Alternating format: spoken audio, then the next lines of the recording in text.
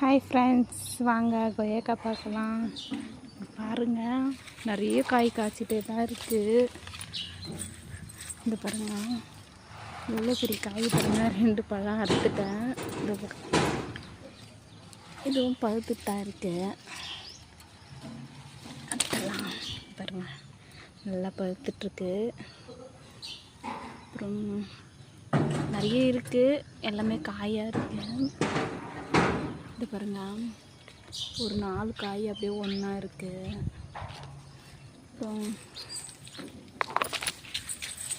இப்போ அடுத்து பூ எடுத்துருக்கு மறுபடியும். இது பாருங்க, பூ பாருங்கள் எவ்வளோ அழகாக இருக்குது பாருங்க. பாய்ங்க, என் சேனல் பிடிச்சிருந்தா லைக் பண்ணுங்கள், ஷேர் பண்ணி விடுங்க. பாய்.